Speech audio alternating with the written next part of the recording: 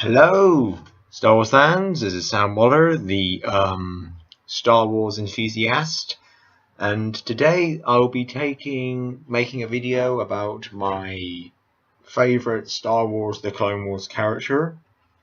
You guessed it, it's Anakin Skywalker's Padawan, Ahsoka Tano, and I will be discussing what I like and dislike about her character in her appearances of Star Wars: The Clone Wars, the movie, TCW, and Star Wars Rebels. I hope you enjoy, and let's get started. Well, my first thoughts of Ahsoka Tano in Star Wars: The Clone Wars movie, the actual idea behind her, I didn't like it because I'm a fan of the Star Wars EU, and Anakin Skywalker always was to me. The Clone Wars was his rite of passage, and I think on the part of the writers of the TCW show, that was a bad mistake, but they made it work with the material that she was given. Ahsoka Tano in the movie was this annoying, brattish, sky-guying noob I've ever seen in the Star Wars universe, and I did not like her character in the movie. I did like her design, thought it was interesting, but she lacked character or development.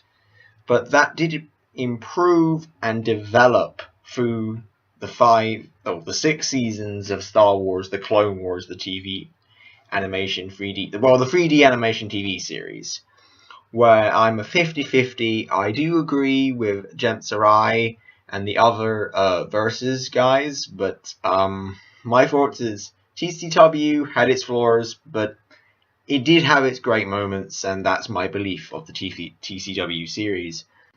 Ahsoka Tano in Series 1 of Star Wars: The Clone Wars didn't have much of a characteristic. She was still using Sky Guy and stuff like that. Was really quite annoying and dumb, in my opinion. But her character, we got insight into character. For instance, she was the Skywalker Master Plo Koon, and I thought that was really interesting. I thought, why isn't she not Plo Koon's Padawan? It would have made more sense, but yeah, I kind of see where they were going. They were trying to make Anakin Skywalker more of a human being from this bloodthirsty, genocidal, murdering dope. They were trying to appeal to the original Star Wars fans, and I respect that, but it didn't really make sense for his original character in the first place, but I'm not going to go in that territory. Ahsoka in Series 2... Yeah, Ahsoka in Series 2 was much more better and well developed as a character. For instance, her entire characterization was beginning to grow, develop. She was beginning to have characteristics of a true Jedi, and sacrificing herself for the Republic is really a gutsy thing to do. And Ahsoka is not a wimp. She is incredibly brave for one so young of her years, and that I kind of see as an interesting thing about Ahsoka. Some people think she's just this useless Barbie doll with a lightsaber. She's incredibly powerful for one so young of her age, and that's the one thing you should not underestimate Ahsoka Tano. But also she is naive and foolish and bratty and impulsive like Anakin is, and she's not the wisest person I have ever seen but she had a lot of growth, but she had a lot to learn and a lot to develop.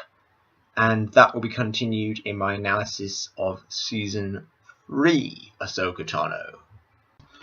The first half of Series 3 of Star Wars: The Clone Wars, Ahsoka Tano was still the same, a little bit more wiser, less bratty, but she still kept calling Anakin Sky Guy, what was really annoying. But she had a lot more courage and growth and aspects to her character. She was beginning to actually show real signs of character development. In the second half of the series, Ahsoka Tano grows up immensely, becoming more of a wiser and cunning Jedi. Even her naivety was lopsided, and she began to see that not all wars are black and white. She was able to survive on her own without the aid of Anakin Skywalker, Obi-Wan, or Plo Koon, or Rex on Trandosha, where she enlisted the help of Chewbacca and several other Padawans and fought for her life, for her freedom. Ahsoka Tano is incredibly strong, incredibly wise, and she's even more of a better Jedi than I think Anakin Skywalker is. Not more powerful, but more of a Jedi, having more of the Jedi virtues. Even though she is not afraid to jump in heads first like a dingbat and cutting people down, she will defend herself, and she will defend the Jedi Order to the end.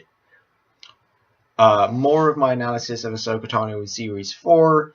Season 4 of Ahsoka Tano, she picks up where she left off in Series 3, at the end of Series 3.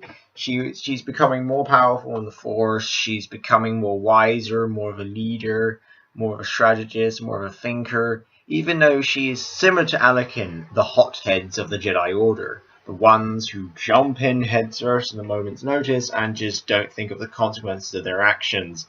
But there's a lot more to Ahsoka Tano than that. Even though she had a taste of the dark side in the Mortis arc in Series 3, she doesn't go to the dark side of her own will, as so many other Star Wars characters has. She was overwhelmed by the dark side. She didn't submit to it willingly, and that's a strength to her character. She has more of the virtues of the light than Anakin Skywalker. And even though I am biased of why she is Anakin Skywalker's Padawan in the first place, why does he have a Padawan? I do love the character of Ahsoka Tano and what she did for Anakin. They gave him a soul and a character, something he never ever had in the Star Wars movies. Hayden Christensen is not a bad actor, but the things, he didn't have the right stuff. In this, they gave the right stuff to Matt Lanter, what I really do appreciate. They make him more of a character from a CGI stump what's carried around like Hayden Christensen. Hayden Christensen is a good Anakin Skywalker, people, but he didn't embody the thing.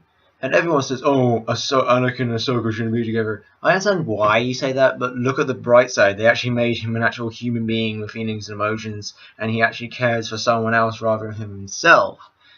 But he's not Luke, but he's his father. He has to have some aspects of the son to pass down to next generation. And then the fact that Ahsoka Tano and Anakin are kind of equal in the way they are really like brother and sister. Not related in mind, I mean kind of between Padawan and Master. They are really like brother and sister. Like, for instance, Obi-Wan called Anakin his brother, and in Revenge of the Sith, you are my brother, Anakin. You know, that aspect here. And it explains why Anakin Skywalker fell. Because think about what the Jedi Order did to Ahsoka. I think I might turn how they could think about it. They treated my Padawan like crap. I think they could do the same to me, and they do in Revenge of the Sith. That's the reason why the Jedi Order fail, is because they don't realize that their greatest asset is the chosen one in front of them. But that's for my Ahsoka Tano and Anakin Skywalker relationship video in part 2. Ahsoka Tano in Series 5 is pushed through the most horrible, most heartbreaking experience of, I think, most characters in the CCW series has gone through. Ahsoka Tano becomes a leader in the First World. She leads a rebellion and trains the future of the Jedi Order. But however, her Jedi career ended in 20 BBY when she was 17 years old, or 16, depending on the interdiction. Ahsoka Tano's was framed for the bombing and murder of Leto Tormont by her friend Barasofi, and Ahsoka felt the actual betrayal of the Jedi Order was too powerful. And she left the Jedi Order, saying goodbye to Anakin Skywalker and fading into the twin suns of Coruscant, never to be seen by the Jedi Order or Anakin again, until some more either comic books or novelizations come out explaining what does Ahsoka do in this 15 times map. I don't think she'll just sit on her ass smoking asbestos. She must do something. And that brings me on to Rebels. What does Ahsoka Tano do in Rebels? Well, if you haven't seen the end of Series 1, this is a massive spoiler, so leave the video immediately. Ahsoka Tano has a code name, Fulcrum. Ahsoka Tano is the Fulcrum, one of the founding members of the Rebel Alliance, as well as an ally of Bail Organa of Alderaan, depending on your pronunciation of the actual planet. Ahsoka Tano reveals herself in 15 BBY to the lawful rebels in their greatest hour of need, hopefully giving wisdom and aspiration to to Kanan, Jevis, and Ezra Bridger. The reason why Ahsoka came to help the rebels is because of Edward Bridger's message to the galaxy. Unfortunately, we do not know of Ahsoka's fate, but we can kind of suspect or guess that she will have either the realization as Luke did, as like Anakin Skywalker is Darth Vader and Darth Vader is my master, having no, that's not true, that's an impossible thing. But hopefully we get a good story, and I'll continue my video in part 2. See you later, guys. See you in part 2. Have fun. May the Force be with you. Always.